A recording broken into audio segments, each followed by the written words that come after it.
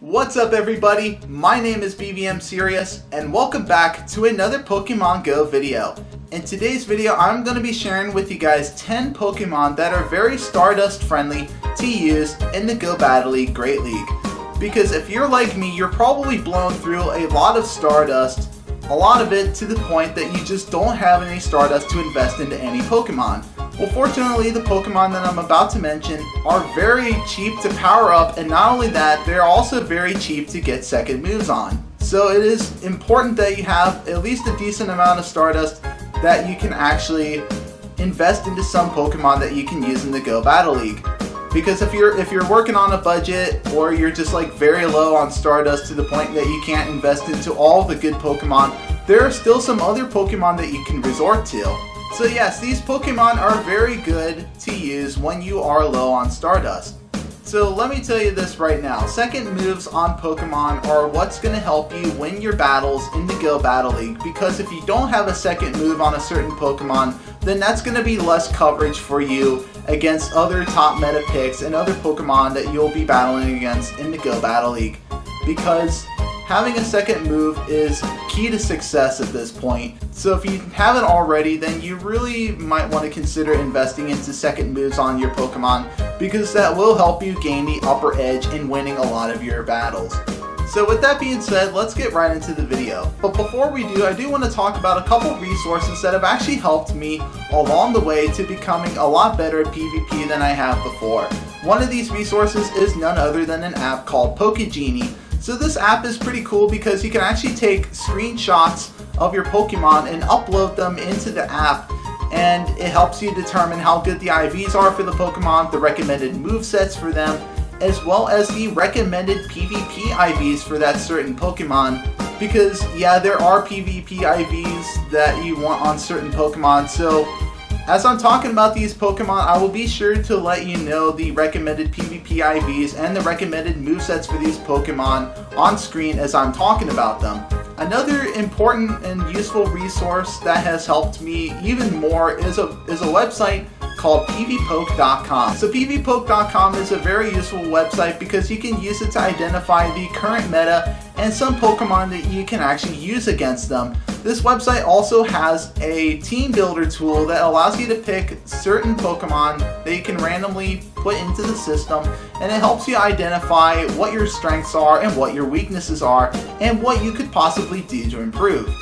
So you can actually find PokeGenie in the App Store or Google Play. As for pvpoke.com, I will be leaving a link in the description so that you guys can check out this amazing website. So with that being said, let's get right into the video.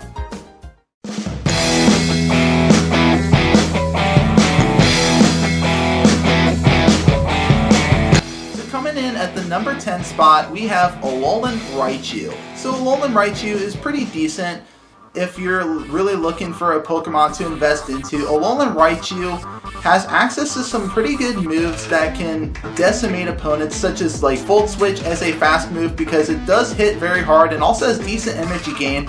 It also has access to the move Wild Charge, which hits like a truck, but it also lowers your defense by 2 stages upon use, so you have to be very careful with how you use it, because if you don't, then that's going to result in your Pokemon dying very quickly. Not only that, but Alolan Raichu also has Grass Knot, which can be very useful against the Pokemon that Alolan Raichu is weakest to most, such as those mud boys like Whiscash, Stunfisk. Now, just some downsides to Alolan Raichu is that he is not very bulky, he's really fragile, so you have to surround this Pokemon with bulk if you are going to consider using this Pokemon. But not only that, with Alolan Raichu being part Psychic type, he actually has additional weaknesses than his Cantonian variant does. With him being the Psychic type, he is also weak to Ghost types, Dark types, and even Bug types. And some people do love to run Pokemon like Umbreon and even Galvantula in the Go Battle League that could otherwise just destroy an Alolan Raichu. So you need to be able to surround Alolan Raichu with the Pokemon necessary to defeat those weaknesses. Coming in at number 9, we have Cherrim. Cherrim is a very good Pokemon to use in the Go Battle League, especially if you use on the lead, because people love to lead off with Pokemon like Azumarill, Whiscash, Stunfisk, and even Swampert, which are Pokemon that Cherrim can triumph over, especially if it has Solar Beam. Not only does Cherrim have access to Solar Beam, but it also has Bullet Seed, which is a very high energy gaining move for Cherrim, so that it's able to get to Solar Beam very quickly, but it also has access to Weather Ball, which back to back, this move can prove to be very deadly against certain opponents. Or alternatively, you could even run moves like Dazzling Gleam or even Hyper Beam to take some opponents by surprise. So overall, I think Cherrim has pretty decent coverage against a lot of the top meta picks, and it can even also flip certain matchups that aren't very good for you. Not only this, but the other good thing about Cherrim is that he is also very common in the wild. You find a lot of these everywhere. So, I mean, they are really hard to get because it is a second stage evolution because it evolves from Cherubi. And despite it being hard, if you can actually get one that has really good PvP IVs, then this might be something that could be well worth you using in the Go Battle League. However, the downside of using Cherrim in the Go Battle League is that he is very squishy, he has very low defense, so he's not a bulky Pokemon at all. You definitely have to consider surrounding this Pokemon with some more bulkier alternatives. And it also gets hard-walled by Pokemon like Bastiodon and most especially Alolan Marowak. But otherwise, I still think Cherrim is a very good Pokemon, and I've used this Pokemon before and it's definitely helped out. So this is just another Pokemon that you can consider investing into for very cheap. So coming up in the number 8 spot, we have Beedrill. Beedrill is a very good Pokemon, and not only this, we also had a community day for Weedle back in June, and with that, Beedrill got access to the move Drill Run, which in the Go Battle League, Beedrill is very useful, and if you have Energy Advantage and you also have Drill Run, you can use Drill Run to destroy opponents like Bastiodon, Alolan Marowak, Registeel, and Stunfisk, all of which are strong against Beedrill. Now, just a few downsides to Beedrill is that he is not bulky at all, so you definitely have to surround him with some bulk. And also, Drill Run is actually a legacy move for Beedrill, so if you did not do the Weedle Community Day, or don't already have an Elite Charge TM on hand for you to TM over to Drill Run, then your best bet would to either wait for a Community Day recap, or wait until you get an Elite Charge TM, or you could even just substitute it out for X-Scissor, which will still do just fine, but it performs even better when it's got Drill Run. In the number 7 spot, we have Obstagoon. Obstagoon is a brand new Pokemon that came out back in June for the Throwback Champion event. It has access to some pretty good moves like Counter as a fast move, and also it has access to the move Night Slash, which you actually, I believe, is a 10% chance to fish for the attack boost, which, if you're very lucky, your attack will go up by 2 stages, making Obstagoon even more deadly. Gunk Shot is also recommended for a Great League Obstagoon because you often have Pokemon like Wigglytuff and even Azumarill get thrown in, which are fairy types, and Gunk Shot is there to counter those because with Obstagoon being a dark type, he is weak to fairy types. Alternatively, you could even run Cross Chop somewhere on here because Cross Chop is also very useful. The must-have move for Obstagoon is definitely going to be that Night Slash. Now, a couple downsides for Obstagoon is that he is not as bulky in the Great League than he is in the Ultra League, and also he is double weak to fighting types, and people do love to run things like Toxicroak and Machamp that would otherwise destroy Obstagoon. So you do have to be very careful with how you use this Pokemon. But otherwise, I would have to imagine Obstagoon is a very good choice for you to invest into for the Great League. Coming in at number 6, we have Wigglytuff. Now, of all the Fairy Charmers that you could use in the Great League, Wigglytuff is definitely going to be a well-worthy investment. And despite Wigglytuff having such low defense, it does have a lot of HP to compensate for this, but don't rely on that amount of HP to carry you through your battles. You still want to consider surrounding this Pokemon with bulk. But it does have access to that fast move of Charm, which just hits like a truck against a lot of different opponents, and it also has access to moves like Ice Beam and Play Rough, which are also very deadly to some opponents as well. So overall, Wigglytuff is also very good as far as coverage goes, and is also another good possible candidate that you can invest into for even the Halloween Cup. Not only that, but I do believe that sometime in November, there is going to be a Jigglypuff Spotlight Hour, so this will be the perfect opportunity for you to invest into getting a PvP-worthy Jigglypuff for you to use in the Go Battle League. And in the number 5 spot, we have Mantine. Now, I was having a bit of a debate on whether or not I should have made this Pokemon a honorable mention for this video, only because of the fact that getting a second move on Mantine is very pricey. However, there is a way that you can get it cheap. You have to get it while it is still a Mantike. And on screen now, you can kind of see that I have invested into a second move on a Mantike, and when you do evolve it, that second move does carry over. So you don't have to invest any more Stardust to get a second move on this Pokemon, because you already just did it while it was in Mantike form. But I also figured I would mention this Pokemon just because Mantine is still very good in the Go Battle League. It's a good lead Pokemon to use on the lead. It's also a good safe switch option and has overall very good coverage. Now, as far as fast moves go, Mantine does have access to both Bubble and Bullet Seed, which both have decent energy gain. But in terms of overall effectiveness, Bubble is going to be the better bet because it is a water type move and Mantine actually benefits from it. He also has access to moves like Ice Beam and even Aerial Ace, which can offer some unique coverage. Bubble Beam is there on Mantine because it nerfs your opponent's attack by 1 stage, meaning that they do less damage to you, which can be useful in a lot of cases.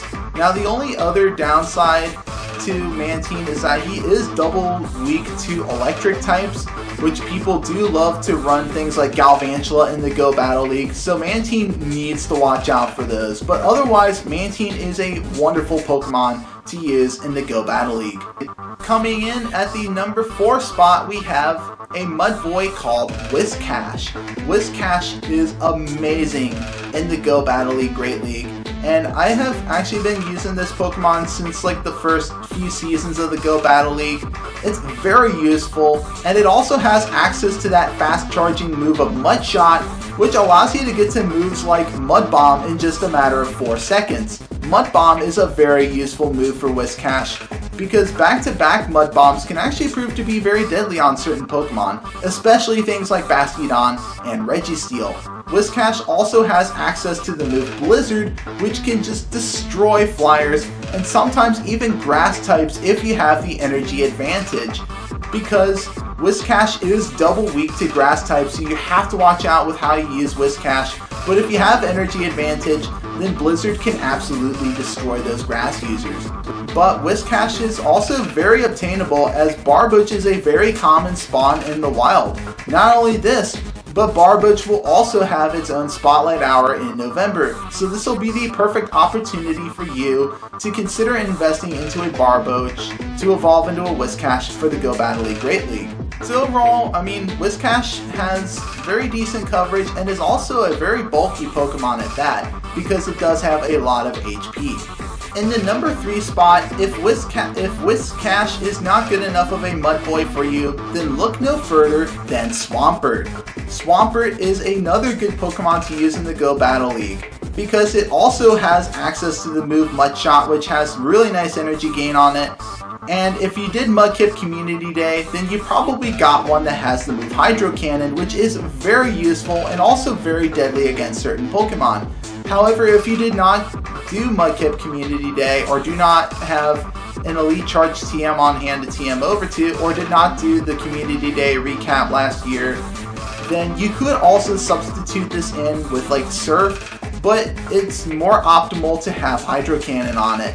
And as for your other charge move, you could either do Earthquake or Sludge Wave, depending on the kind of coverage you want. But in terms of the Great League, Sludge Wave is going to be the better choice. But if you want to use it in terms of a better Mud Boy than Whiscash, then Earthquake is going to be the better bet. And like Whiscash, it is also double weak to grass, so you have to be very careful. But if you have the energy advantage, you can destroy those grass users with that Sludge Wave. But yeah, due to this, you may want to actually consider surrounding Swampert with the Pokemon that Swampert is weak to give it additional coverage. But otherwise, Swampert is still a fairly decent Pokemon, and not only this, but he is also very universal. By that, I mean you can use Swampert in any of the 3 leagues, whether that be the Great League, the Ultra League, or even the Master League. Swampert is a very universal Pokemon. Coming in at number 2, we have Meganium. Meganium is phenomenal in the Great League in terms of being a good Pokemon, because Meganium is very bulky and can destroy Pokemon like Azumarill, Bastiodon, and even Registeel, which are some top meta threats in the Great League. And also has access to that legacy move of Frenzy Plant, which makes Meganium even better.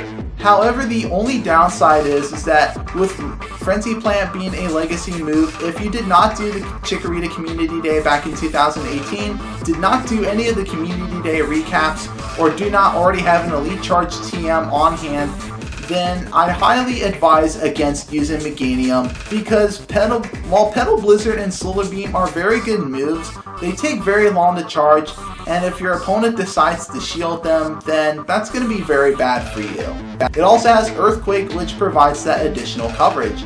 Now, before I reveal my number 1 pick on this list, I'm ready to talk about a few honorable mentions. So the first honorable mention is Charizard. Now, Charizard is a pretty nice fire type Pokemon to use in the Go Battle League, but in the Great League, he's not very bulky. He is rather frail and goes down to a lot of moves alone. It even takes a lot of damage from resisted moves. Overall, I wouldn't recommend investing into Charizard, but it is very cheap, and it is also very cheap to get a second move with and power up. The next honorable mention is going to be none other than Jumpluff. Now, the reason I have Jumpluff as an honorable mention is because it's very expensive to power up. You're going to be blowing through a lot of Stardust, getting it as high as possible without barely going over the 1500 CP limit. But it is still very cheap to get a second move on. And not only that, but it also has access to that Bullet Seed, which is a very high energy gaining move. But however, even though it is good against Pokemon like Azumarill, and even Ice types are also good against Jumpluff, because they all have access to that move like Ice Beam and other ice moves that could otherwise destroy a Jumpluff. So you have to be very careful with how you use Jumpluff if you do decide to invest into one. For the next honorable mention, if you for some reason don't have access to Wigglytuff, then Clefable is going to be your next best bet as a Fairy Charmer. Now, the thing with Clefable is that it also has Charm, so it's going to be doing a lot of damage to your opponents. However, it's not as bulky as Wigglytuff. It also has access to that Moonblast, which has a 10% chance, I believe it is, to lower your opponent's attack stat by 1 stage, making them do less damage. And you also have access to Meteor Mash, which can be good at destroying other fairies and anything else that is weak to steel moves. If none of the Fairy Charmers I've just mentioned, or even Cherrim, is not good enough for you, then another good pick would be to invest into a Whimsicott, because Whimsicott has access to moves like Razor Leaf, which is a good grass fast move, but is not very good on energy gain, and neither is Charm. But Whimsicott has access to both of these moves, which can utterly destroy certain opponents. And it too also has access to the move Moonblast, and even moves like Solar Beam, I believe, that can just destroy your opponents, and with Moonblast also has a chance to lower your opponent's attack by 1 stage.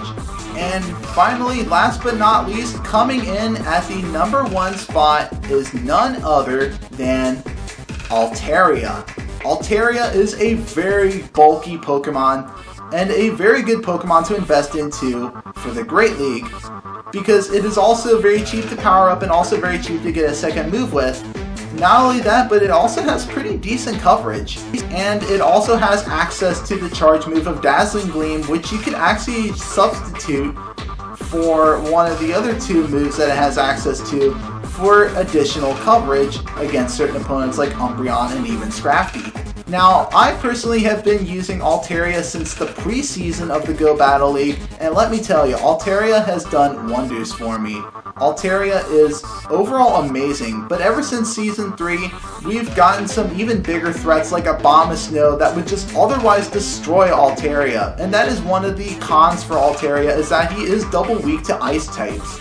And people also love to run Azumarill, which does have access to that Ice Beam that would otherwise almost one-shot an Altaria. So yes, Altaria gets hardwalled by a lot of opponents. Azumarill, Abomasnow, and even Bastiodon hardwalls an Altaria. So yeah, those are some Pokemon that Altaria really needs to look out for. So you'd be better off just using Altaria on the lead, or using him after your opponent has already swapped out and given up their switch advantage.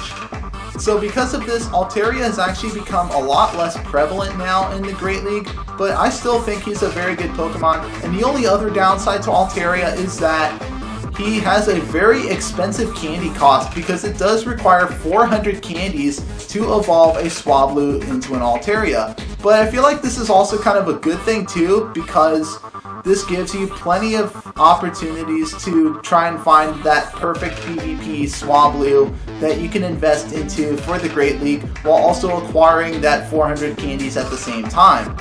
So I feel like that con kind of is also a bit of a positive for Altaria as well. So these are the reasons why I put Altaria in the #1 spot on being the best Stardust friendly Pokemon for the Go Battle League Great League. So there you have it. That was a decent sized list of different Pokemon that you can invest into for the Great League when you're running on a Stardust budget. And not only that, but these are also Pokemon that perform very well in the Go Battle League as well. But anyways, I hope you guys actually found this video helpful, and I also hope that you guys will actually consider investing into these Pokemon for PvP, because these are very useful Pokemon. I've actually run some of these myself in the Great League, and they've all proved to be very useful for me. So yes, also be sure to consider investing into second moves for those Pokemon, because they will help you out a lot more in winning your battles, and also going for those PvP IVs as well. Now, let me talk about the PvP IVs thing real quick. Now, I'm sure you've seen a lot of these Pokemon require a very low attack stat, and the reason for this being is that a lot of these Pokemon actually go over the CP limit, and in order for them to be fully optimized, you have to get them with their attack stat very low so that they can actually be a bit bulkier. Because if you have an attack stat very high, then it's not going to have as much bulk. Because out of all the different stats for the Pokemon, the attack stat is actually what influences the CP of a Pokemon and how much max CP that it can have. And also this allows you to power up your Pokemon more when its attack stat is lower. But in some cases, having a high attack stat is not too bad, because it at least, like, depending on the Pokemon you're fighting, like let's say you're doing like an Altaria versus Altaria, and you have the higher attack stat than they do, then usually this allows you to win CMP tie against them, and you get to have the attack first. So yes, these are some important factors that you should consider when looking for the right Pokemon to use in the Great League.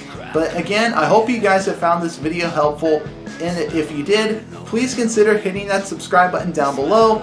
Let's see if we can try to hit 100 subscribers by the end of this year. I know you guys can do it. And also, leave a like and a comment, won't hurt either. But anyways, that is it from me today. I'm BVMSerious, and I hope you guys have a seriously amazing day. Thank you so much for watching.